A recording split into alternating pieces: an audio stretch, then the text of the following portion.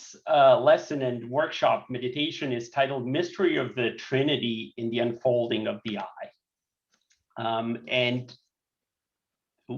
Next slide. And I would like to start with an opening verse. In the spirit lay the germ of my body, and the spirit has imprinted in my body the eyes of sense, that through them I may see the light of bodies. And the spirit has imprinted in my body reason and sensation and feeling and will, that through them I may perceive bodies and act upon them. In the spirit lay the germ of my body. In the body lay the germ of my spirit, and I will incorporate into my spirit the supersensuous eyes, that through them I may behold the light of spirits. And I will imprint in my spirit wisdom and power and love, so that through me the spirits may act, and I become the self-conscious organ of their deeds.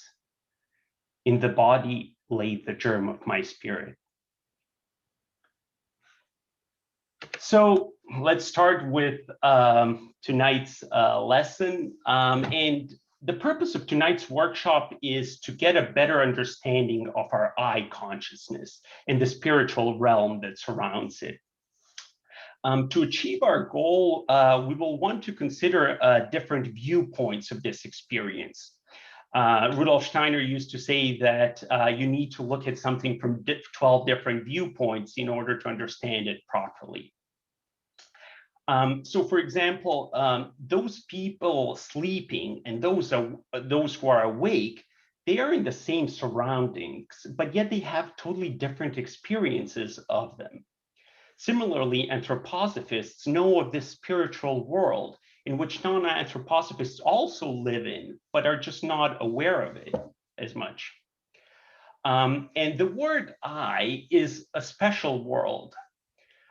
Steiner said that the I is made of the same substance as the Godhead. Now, does that mean that we are gods? Well, not really. He compares it to a drop of water and the ocean.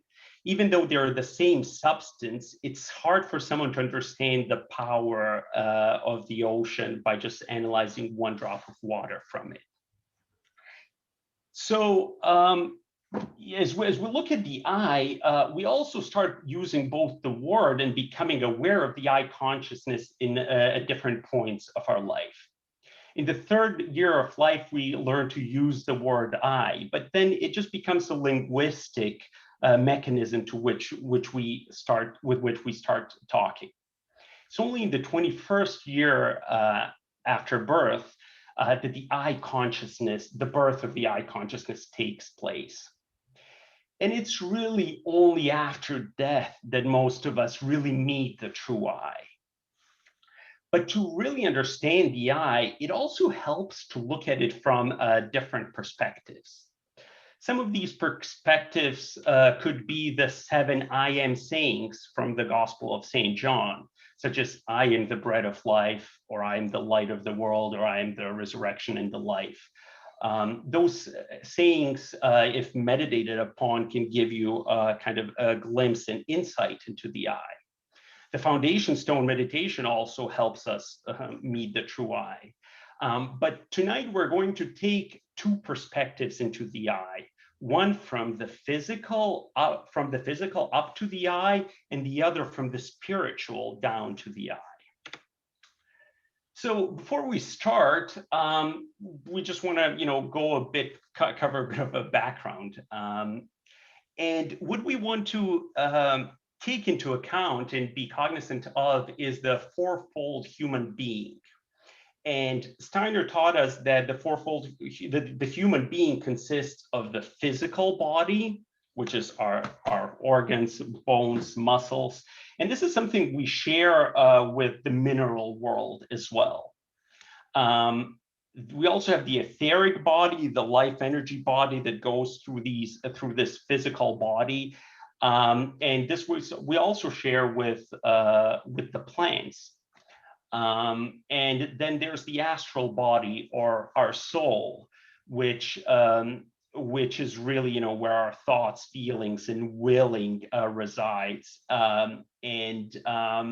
This is something we also share with the animal world. And above all of that, it is the I consciousness, the self-awareness of the human being, which is unique to humans. And if we think about the fourfold human being, we know that it's the I consciousness that animates the astral body, which in turn animates the etheric body, which in turn animates the physical body. So in order to manifest in the physical, the I has to go through many layers, the astral, etheric, and the physical bodies. And each of those bodies is influenced by our surroundings in a different way. And finally, what we're going to use as kind of a backdrop to tonight's meditation is the Rosicrucian Mantra. Ex Deo nascimur, in Christo morimur, per Spiritum Sanctum reviviscimus, which in English means, from God we are born, in Christ we die, and through the Holy Spirit we are reborn. So let's begin with our view number one, where we will look from the physical up to the I. So our physical body is subject to gravity, much like a mineral is. And in order to correctly experience gravity, take an object you have handy beside you, rock, crystal, or anything you have handy, and hold it in your hand and examine it. Now, when you examine it, try not to look at its color or transparency. This is its light's nature. What you want to focus on is the weight of the object. So everyone, maybe just take a minute or so and hold the object in your hand and just try to focus on the weight of the object.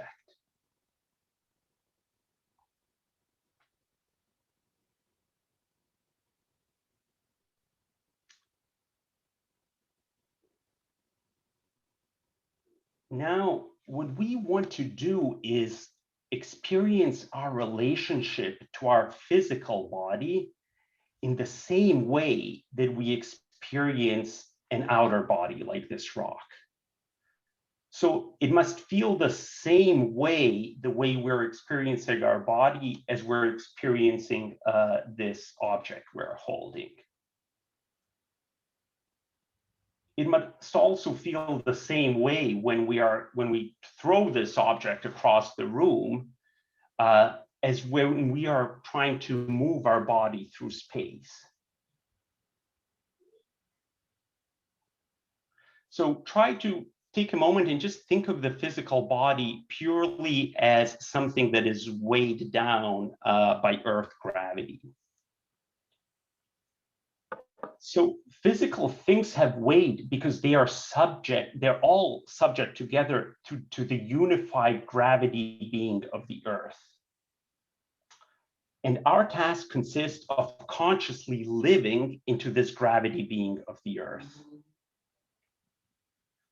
The mantra to deepen this experience is, my own being is interwoven with the Earth gravity.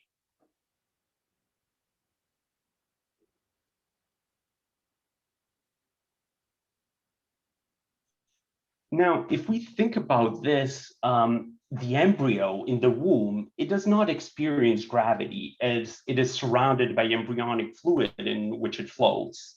And it's only after birth does the human being come under the influence of gravity. And it's the same with the Earth. The gravity being gets connected with it only over time through the course of evolution.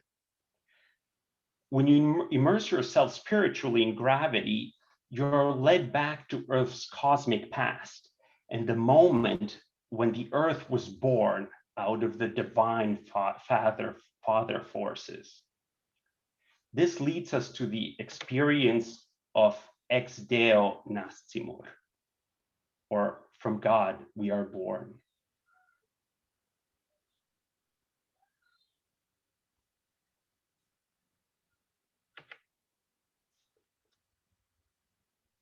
we move on to light. The force of light is opposite to the force of gravity. They both work against each other in the human heart. In the heart, the gravity pulls downward and the light pulls upward. Only when you immerse yourself completely in the weight of gravity can you advance to the experience of lightness. Force of lightness is connected with the sun. It also causes water to ascend and evaporate. And evaporated water condenses again into clouds and returns to earth as rain. But this is not the extent to which lightness lifts water. It lifts it much further and fully dematerializes. When clouds ascend and then disappear, the water ceases to be matter. So in order to live into this element of lightness, it is helpful to place a cosmic picture before the soul. You can look at the picture that you have in front of you, or you can close your eyes and imagine a dark, heavy mountain or forest. And floating in front of this, there are clouds that ascend, and gradually dissipating, they disappear up into the sky.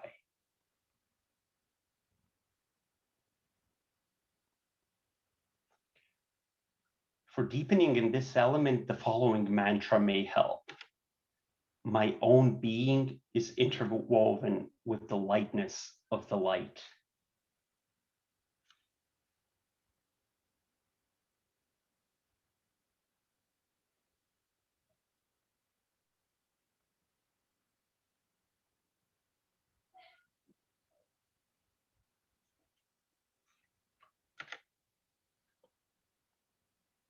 So every time you go to sleep, you enter into the world in which the lightness of the light reigns.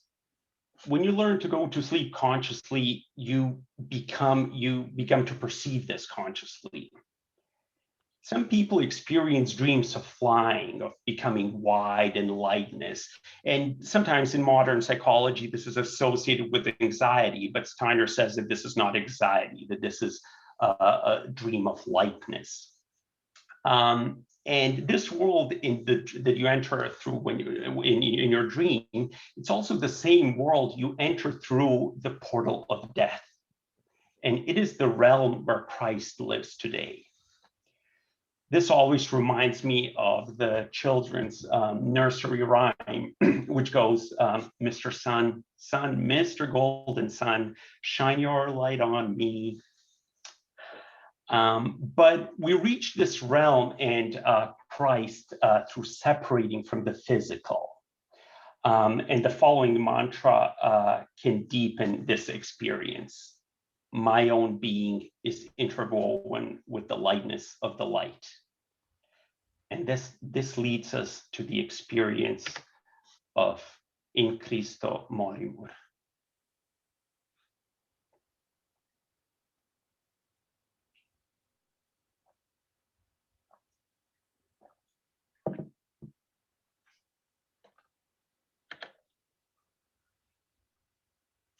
So now we move on to the cycle. The plant is fixed between the earth and the sun. The gravity works on it from below and the light from above. And in the summer and the fall, the light streams from the universe and the sun down upon earth, and it's taken by earth and preserved in it, both the light and the warmth. And during the winter, the light and the warmth rest in the earth. And farmers know about this because during winter, they store their potatoes in the silos, which are kept alive and warm by the warmth of the earth. So in the winter, the light and warmth is resting in the earth, and then in the spring, the light frees itself and pulsates elastically back to the cosmos, and it brings about the growth of plants. And this light streams elastically upward, downward, and the plant lives in this pulsating. Because of this, the plants move vertically, and this is how they exhibit their etheric force. So the first mantra that we covered, my own being is interwoven with the earth gravity, connects us with the physical in this world, which we share with the mineral world. The mantra, my own being is interwoven with the lightness of the light, connects us with the etheric force, which we share with the plants as well as animals as well.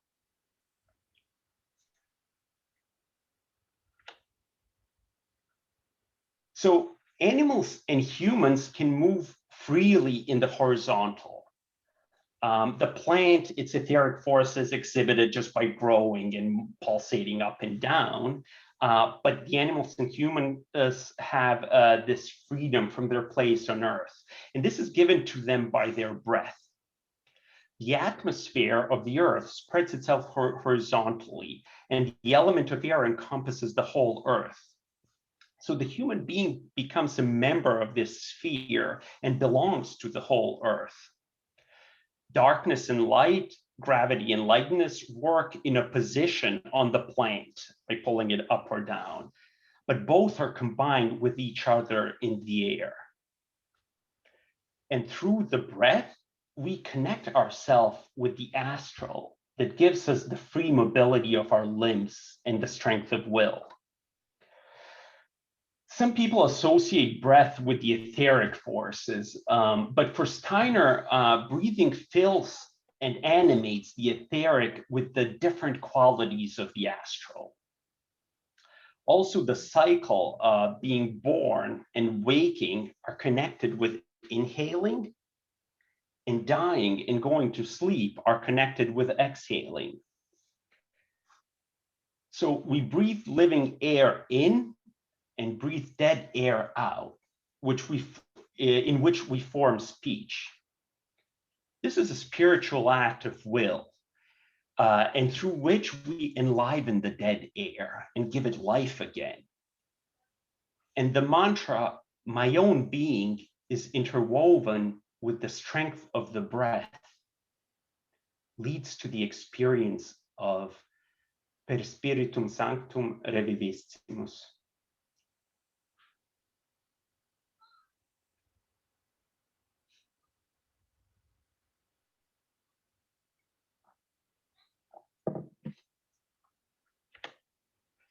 So we come to the point where we're going to do our first meditation. And it's going to be based on the three verses and concepts that we walk through: the gravity, the lightness, and the cycle of the breath. So what we've learned is that the I of the human being is surrounded by or goes through the astral, the etheric, and the physical in order to manifest. In the East, and this is what Steiner referenced, the eye of the human being, they say, is surrounded by three sheaths. And they used, Steiner used the mantra, Aum Mani Padme Aum, which is my eye is enclosed in the lotus flower. And if the eye is freed from its sheaths, it wants immediately to spread and expand itself out to the whole cosmos. However, it is enclosing these three sheaths, so it cannot. So if you want to come to the true I, you must go through all three sheets. So our goal in this meditation is to try to break through the three bodies that lead to the I. So I invite everyone to sit comfortably in their chairs. Take a deep breath, relax. And you can make it. start off with Aum Mani Padme Aum. One enters the first stage and experiences my own being is interwoven with the earth gravity.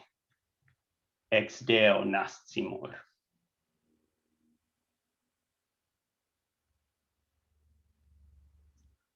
And the first sheet falls.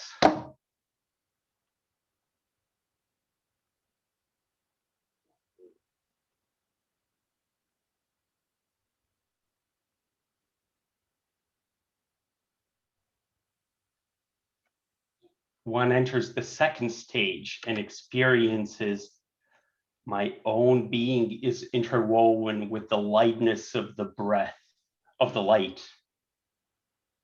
In Christo morimur.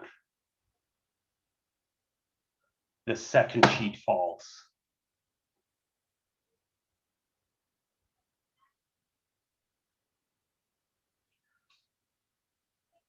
One enters the third stage and experiences my own being is interwoven with the strength of the breath. Per Spiritum Sanctum reviviscimus. The third sheet falls. We now experience the I.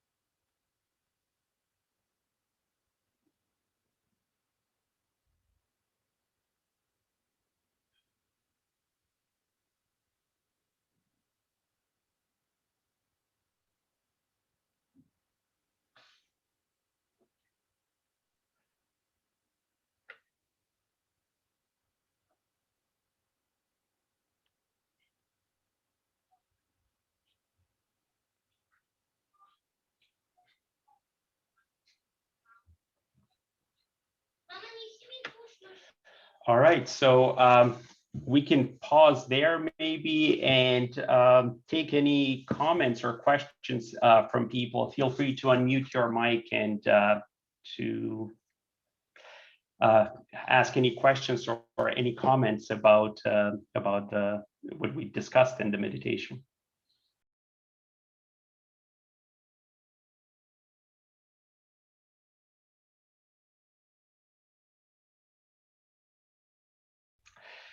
So for the next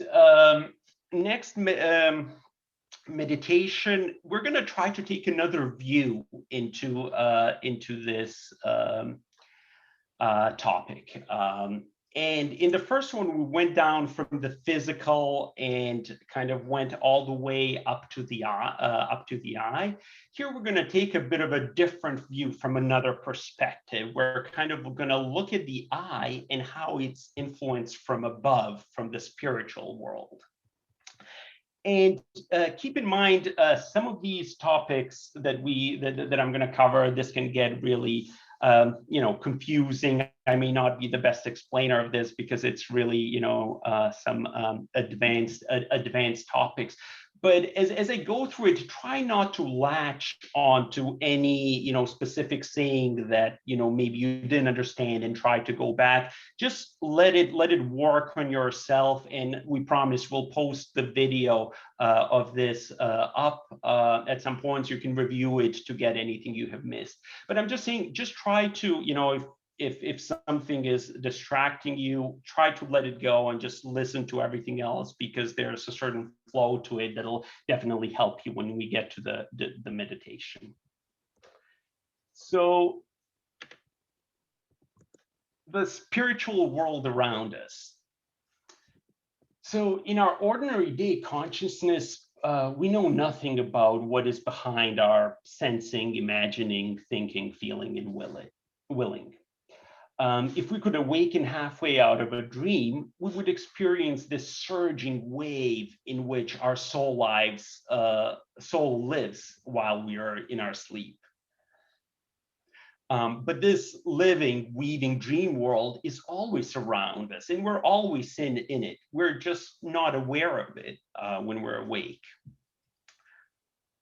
So at birth or conception, the spiritual stream pours itself into the physical body of a human, and it builds up and pulsates through the whole organism throughout our life.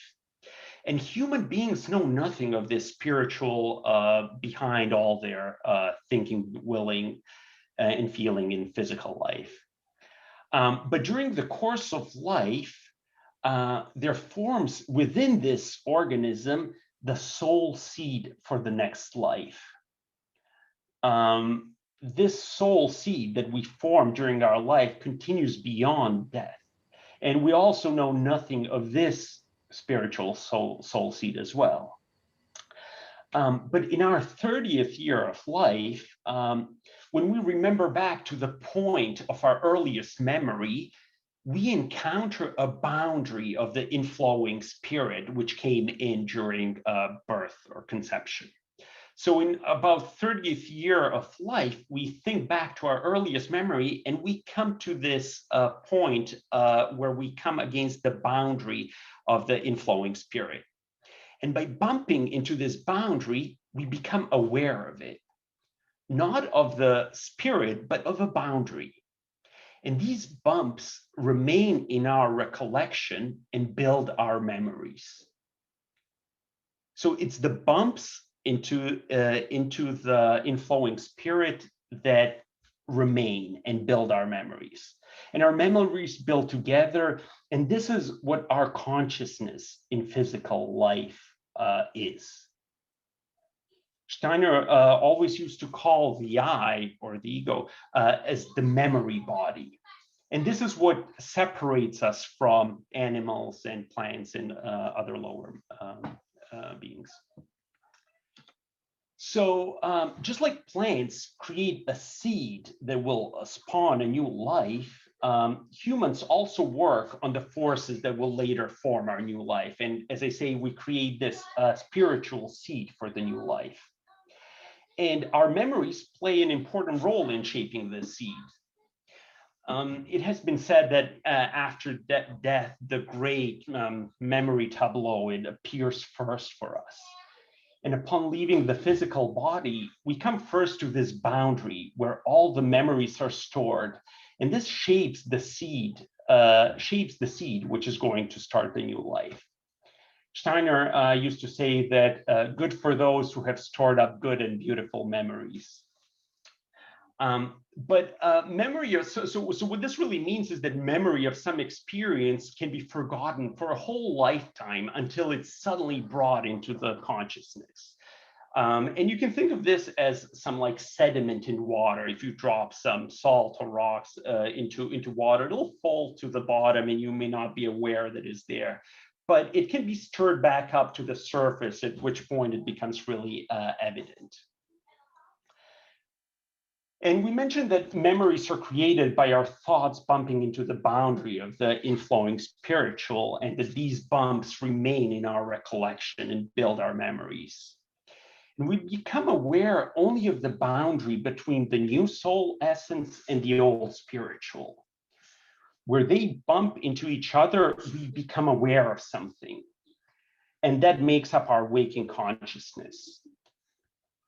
And given that our memories are instrumental in forming the seed for our next life, we can also say that consciousness arises through the touching or contact between the past and the future.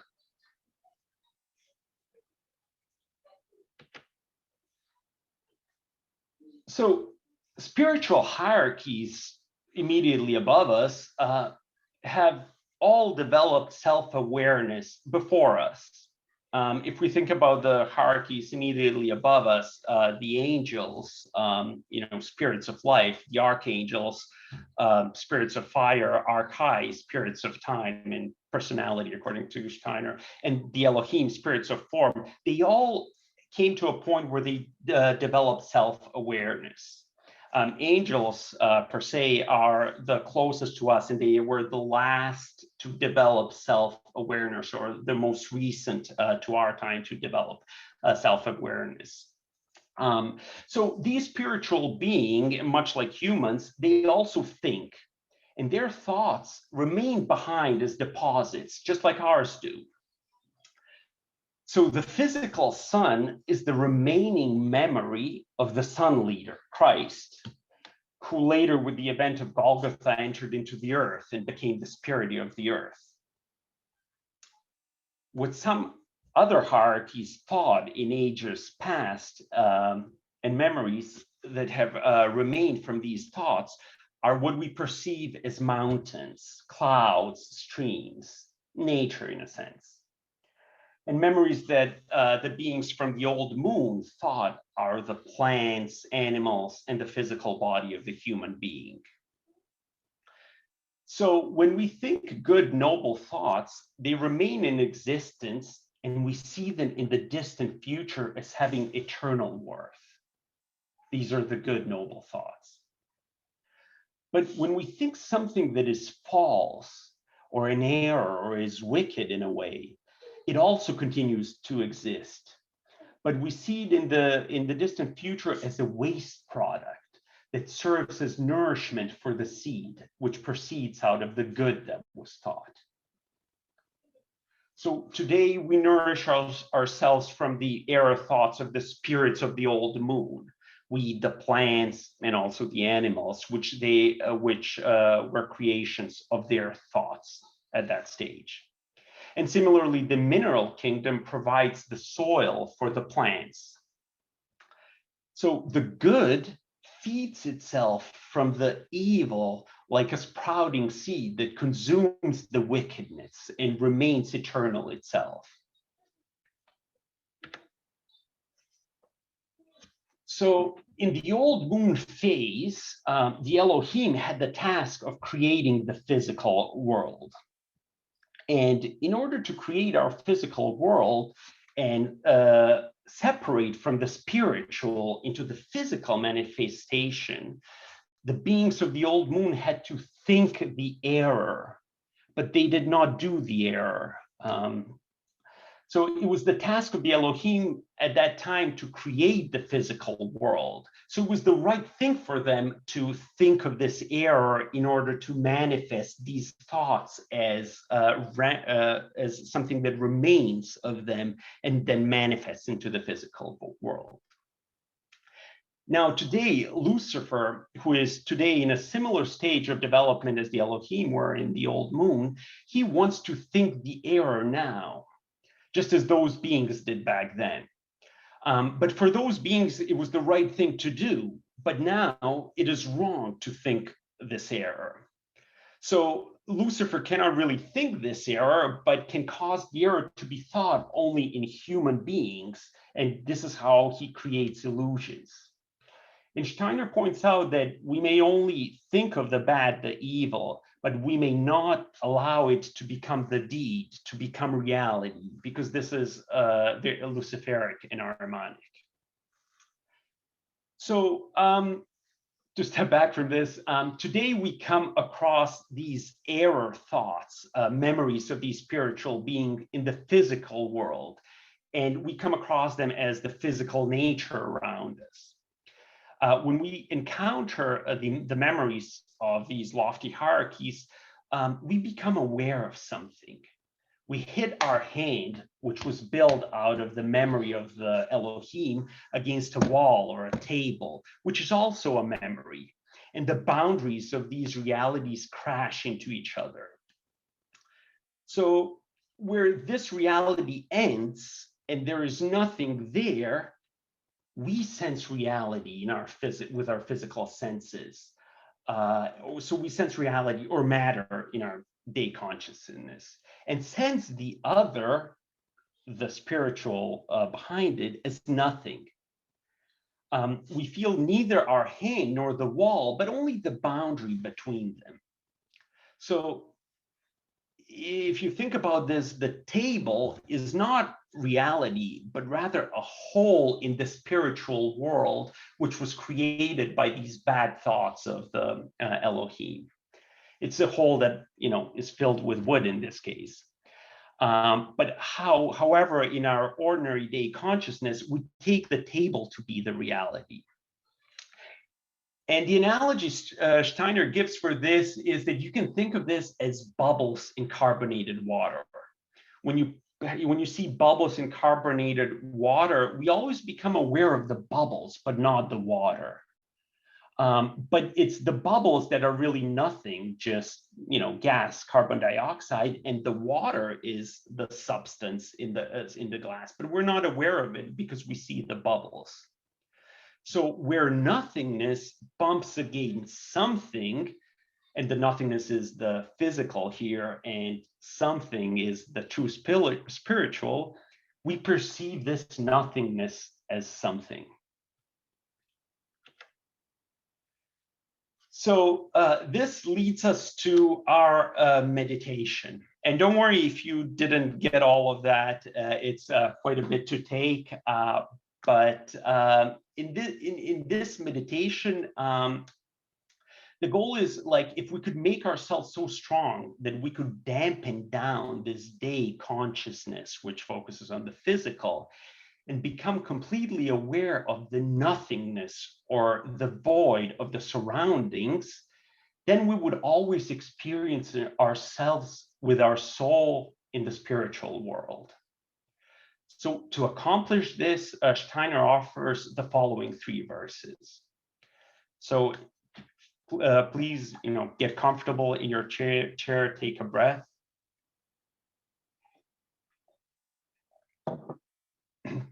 And we can begin. Verse 1.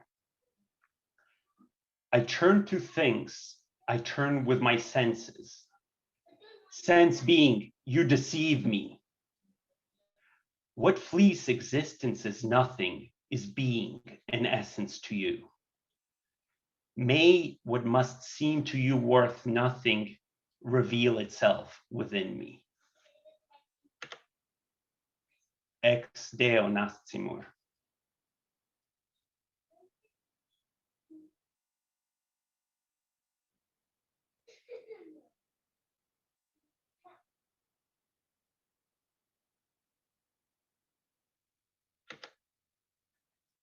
Verse 2. Spirit light warm me. Let me feel myself willing in you. What is well thought, cognized truth? How does the luminous eye experience you? Weaving error, badly thought out, show yourself to the beacon of my soul, that I may be weaving in myself.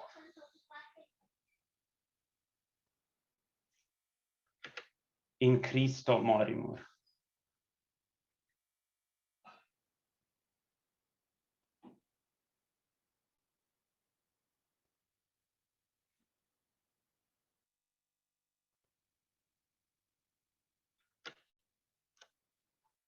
Verse 3. Luminous eye and beacon soul, hover above true being of becoming. What is thought out, what cognized, condenses now to spirit being. And like pearls of existence, there dwells in the sea of divine truth what deceives the senses' existence.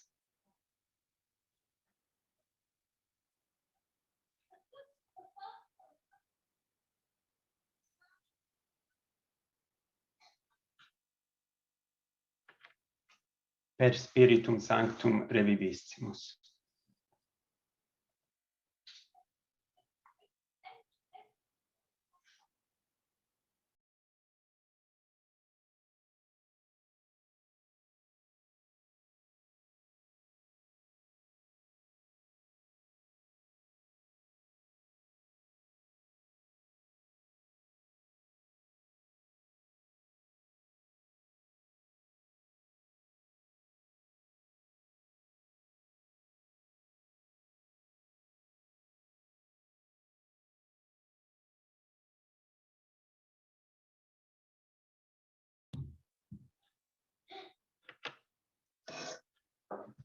Okay, feel free to unmute yourself and feel free to say any comments, questions, or anything you want to share. I know this is probably not enough time for these meditations, but also this is probably not something that you can do in one sitting. So I think the real purpose of this is to introduce these meditations and kind of the theory behind it, and we will share the video with you so that you can practice it on your own.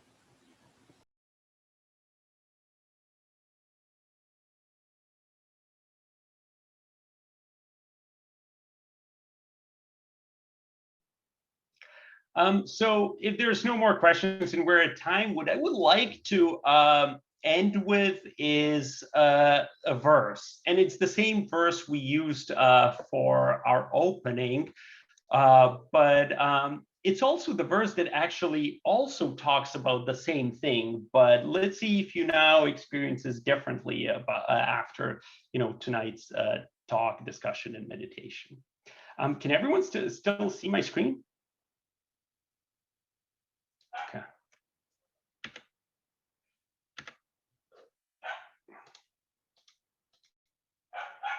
So the closing verse. In the spirit lay the germ of my body, and the spirit has imprinted in my body the eyes of sense, that through them I may see the light of bodies.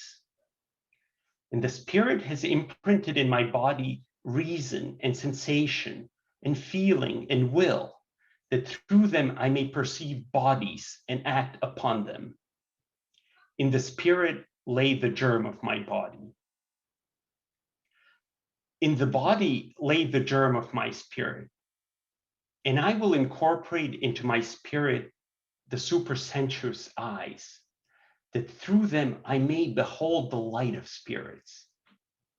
And I will imprint in my spirit wisdom and power and love, so that through me the spirits may act, and I become the self-conscious organ of their deeds. In the body lay the germ of my spirit.